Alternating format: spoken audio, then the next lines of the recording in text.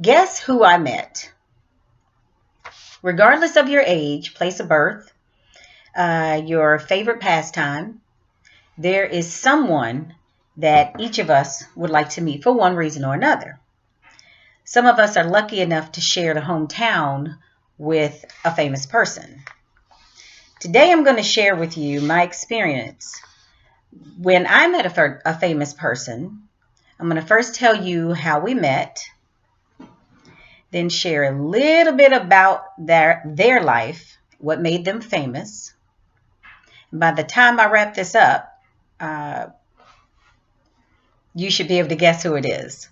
I'm also going to share with you the impact that it had on my life and a few fun facts about my famous person. So there I was in a famous restaurant called Irma's in Louisville, Kentucky. It's actually not even a restaurant. It's more like a diner.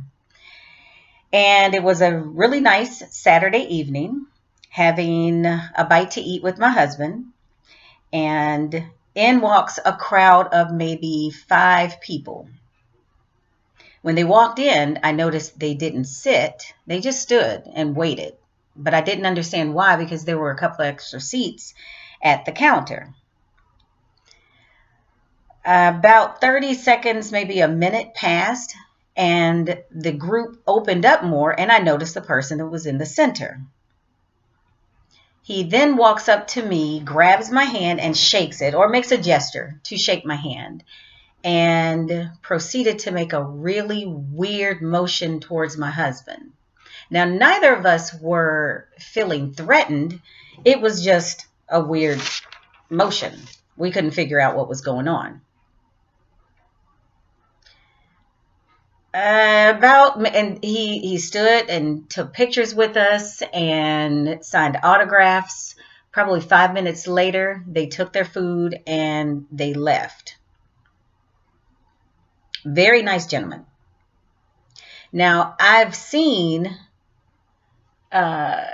this person's face all over the city of Louisville, heard about him plenty of times, but I never really took the time to understand exactly what he was about, what he represented. There are quite a few things that he is famous for, some popular, some not so popular, and one big thing that is, to this day, very controversial. But I'm going to start with the controversial. Let's get that out of the way. In 1966, he made a decision to deny enlistment into the Army. It was his decision to make, and he definitely paid a penalty. He was stripped of some licenses that he had already earned, stripped of his passport and some titles that he had already earned, and he had to serve 4 years in prison. This person stood his ground and decided that the reason he was not going to fight in the war or enlist in the Army, he stood his ground and decided he was going to appeal to the Supreme Court. Now, I feel it's extremely important that we mention that the Supreme Court in 1971, 4 years after his conviction, the Supreme Court overruled his sentencing and he was free. Then a lot of people may not know, but this individual has many other accomplishments. He is an actor. He is a writer with 2 autobiographies and a musician with 2 Grammys. And I did not know that until I did my research, which leads me to the impact that this person had on me. Again, being from the city of Louisville, you see his name all over the city. You hear conversations about him. We hear about him in our schools.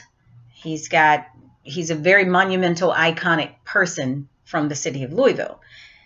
But it wasn't until I did my own research to find out why he stood behind deciding not to enlist. He became a conscientious objector.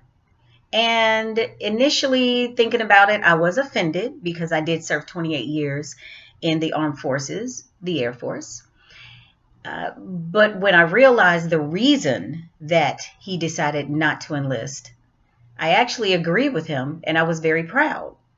It wasn't a hard decision to make because he stands for African American or Black pride and racial injustice. So, how could you not be proud of an individual that would give up all of the great benefits that he had earned to make the point?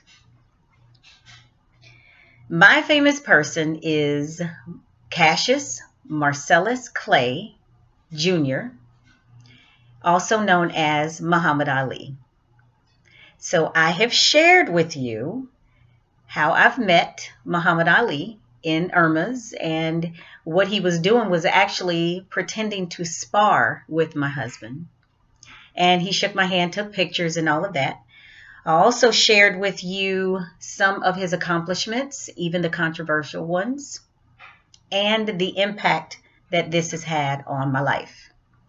I hope this has been intriguing for you. I hope it's been informative for you. And thank you for listening. Sorry, it's taking me a minute to get to the off button.